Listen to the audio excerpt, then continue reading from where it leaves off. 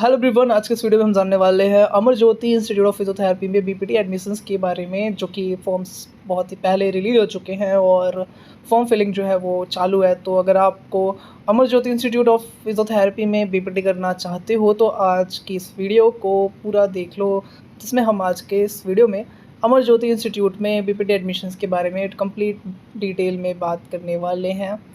Admissions courses in 2026-2027 पे आप click करोगे तो आपको देखने को मिल जाएगा बीपीटी एडमिशन्स के बारे में। ठीक है, अब बीपीटी एडमिशन्स के बारे में हमें जानना है तो एलिजिबिलिटी क्राइटेरिया इसकी भी सेम टू सेम रहने वाली है, विच इज़ 10+2 आप क्वालिफाइड रहोगे और मिनिमम एग्रीगेट जो परसेंटेज है पीसीबी के वो 50% होने चाहिए आपके। ठीक है, इसके बाद बात करते हैं आपकी एज की। तो एज क्राइटेरिया आपकी 17 ईयर ऑफ द एज रखी गई है बिफोर 31 दिसंबर 2026। आज सीट्स की बात कर लेते हैं कि कितनी सीट्स हैं एसीआई पीटी में। तो आप देख सकते हो कि जनरल के लिए 12 सीट्स हैं, ओबीसी एनसीएल के लिए 6 है, शेड्यूल कास्ट के लिए 3 है, शेड्यूल ट्राइब्स के लिए 1, ईडब्ल्यूएस के लिए 2, एनआरआई स्पॉन्सर्ड्स के लिए 6 सीटें हैं। तो टोटल 30 सीट्स ही है Amar Jyoti institute of physiotherapy में बीपीटी के लिए, ये आपके देख सकते हो। ठीक है, आ जाओ अब बात कर लेते हैं आगे की और क्या क्या चीज़ें हैं जो हमें चाहिए। ओके, तो सबसे पहले हमें क्या चाहिए, हमें सारे डॉक्यूमेंट्स चाहिए, आपकी caste certificate SC ST OBCs के लिए। और उसके बाद हम जाते हैं, अगर आप PWD हो तो आप पर्सन विद डिसेबिलिटी, इसका भी सर्टिफिकेट आपके पास होना चाहिए। AWS है तो EWS सेक्शन का सर्टिफिकेट आपके पास होना चाहिए।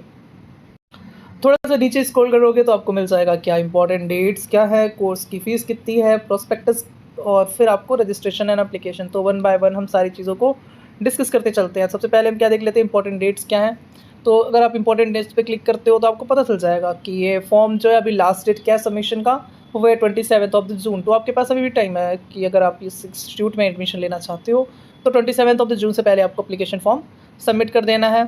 और एग्ज़ाम जो एंट्रेंस है वो आपका 4 जुलाई को होगा। ठीक है, चलो वापस आते हैं।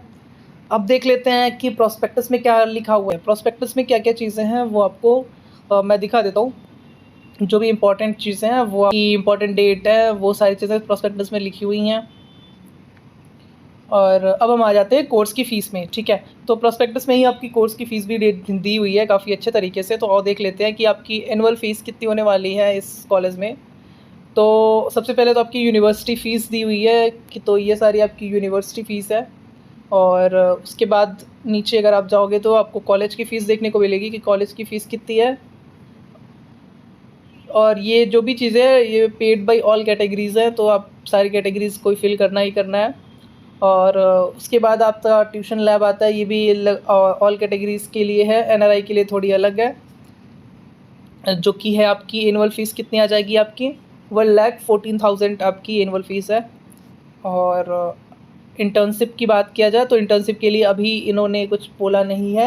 इंटर्नशिप डिटेल्स के लिए बोला है कि टू बी नोटिफाइड, तो इन्होंने अभी क्लियर नहीं रखा है कि इंटर्नशिप में इन लोग क्या करने वाले हैं, इंटर्नशिप पेड होने वाली है नहीं होने वाली है, इसके बारे में प्रोस्पेक्टस में कोई भी डिटेल नहीं दी हुई है।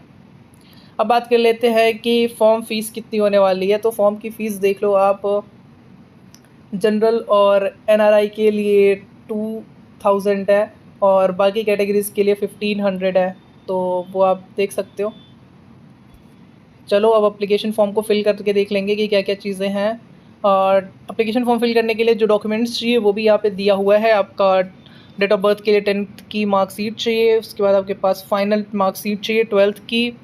और अगर आपके पास मार्कशीट अवेलेबल नहीं है तो क्या करना है वो भी देखो लिखा हुआ है। अगर आपके पास मार्कशीट अवेलेबल नहीं है तो जो ऑनलाइन रिज़ल्ट है उसको एक्सेप्ट किया जाएगा along with the undertaking in prescribe format. ठीक है ना, तो आपको एक अंडरटेकिंग सबमिट करना पड़ेगा और ऑनलाइन रिज़ल्ट जो है आपको शो किया गया है वो आपको सबमिट करना होगा।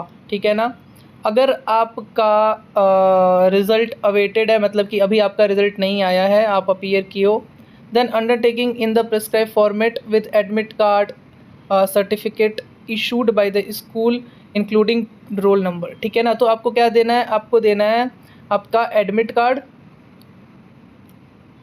और जो आपका रोल नंबर है, ठीक है ना, जिसमें आपका रोल नंबर, तो एडमिट कार्ड में आपका रोल नंबर मिल जाएगा, तो आपको एडमिट कार्ड के साथ अंडरटेकिंग जो है वो सबमिट करना पड़ेगा, ठीक है ना। तो ये 2 चीज़ें हैं आपको करनी है अगर आपके पास 12th की मार्कशीट अवेलेबल नहीं है, ठीक है। आपको 2 रीसेंट पासपोर्ट साइज़ फोटोग्राफ लगेंगे, जो कि आपको बोल दिया गया है। और तो और आपके पास फिर आती है बात कि काउंसलिंग के टाइम में आपको क्या-क्या चाहिए। तो जब आपका एग्ज़ाम हो जाएगा और आप रिज़ल्ट आ जाएगा, यू गेट सेलेक्टेड, तो आपको आपके काउंसलिंग के टाइम पे आपको आपकी 10th की आपकी सर्टिफ़िकेट चाहिए रहेगी, आपको फाइनल 12th की सर्टिफ़िकेट चाहिए रहेगी, आपके कैटेगरी सर्टिफ़िकेट चाहिए रहेगा, आपको माइग्रेशन सर्टिफ़िकेट चाहिए रहेगा, कैरेक्टर सर्टिफ़िकेट चाहिए रहेगा, और अगर आपका कोई गैप है तो आपको गैप सर्टिफ़िकेट चाहिए रहेगा। तो ये सारी चीज़ें हैं जो बता दी गई हैं, और बस इतना ही है इस प्रोस्पेक्टस में। तो और जान लेते हैं फॉर्म फिलिंग कैसे करना है। जैसे आप फॉर्म फिलिंग पे आते हो रजिस्ट्रेशन एंड एप्लीकेशन में, तो आपके सामने ये पेज ओपन हो जाता है, जहाँ पे आपको क्या करना है, अपने आप को रजिस्टर करना है। रजिस्ट्रेशन में आपको सबसे पहले आपका first name, last name, date of birth वगैरह फिल करना है, religion, nationality, category, father name, mother name, and then आपको नेक्स्ट करना है। चलो नेक्स्ट पे आते हैं। एप्लीकेशन फॉर्म में करस्पॉन्डेंस डिटेल में क्या आपको फिल करना है, देख लो। आपको करंट एड्रेस फिल करना है, आपको town, state, pin code, country, and then आपका permanent address, telephone number, mobile number, email, alternate mobile number and alternate emails. आपको ये सारी चीज़ें जो हैं वो फिल करनी है, और उसके बाद आपको एजुकेशनल डिटेल फिल करना है। तो चलो अब देख लेते हैं एजुकेशनल डिटेल्स में क्या क्या चीज़ें हैं। अब देखो एजुकेशनल डिटेल्स में आपको क्या क्या फिल करना है। आपको फिल करना है आपकी 10th की क्वालिफिकेशंस, ठीक है ना। ये सारी चीज़ें तो सेम रहने वाली है, ये इंपॉर्टेंट है, तो 10th तो इंपॉर्टेंट है, इसलिए उस पर स्टार मार्क है। लेकिन 12th पे स्टार मार्क नहीं है, क्यों? क्योंकि आपके पास 2 ऑप्शंस हैं, सॉरी 2 नहीं 3 ऑप्शंस हैं। एक तो आपके पास सारी डिटेल्स हैं, आप फिल कर लिए, दूसरी आपके पास रिजल्ट है, और तीसरी आपके पास रिजल्ट भी नहीं है अभी, ठीक है ना। 3 ऑप्शंस हैं। तो अगर आपके पास रिजल्ट है, आपके पास मार्कशीट है, तो आप अपनी डिटेल फिल करो, और अगर आपके पास रिजल्ट नहीं है तो आपको ये 12th की मार्कशीट में कुछ नहीं फिल करना है।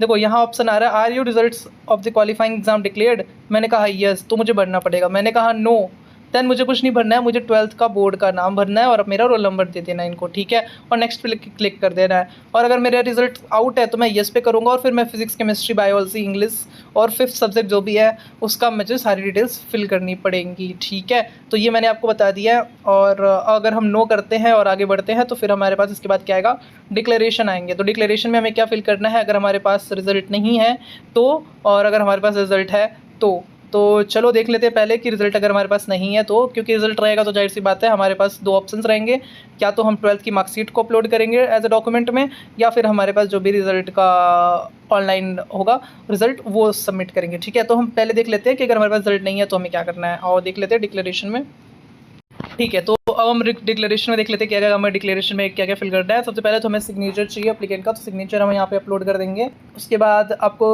अपलोड करना है आपके फादर, मदर या फिर किसी भी गार्जियन का सिग्नेचर, वो भी आपका 1.5 MB के अंदर होना चाहिए।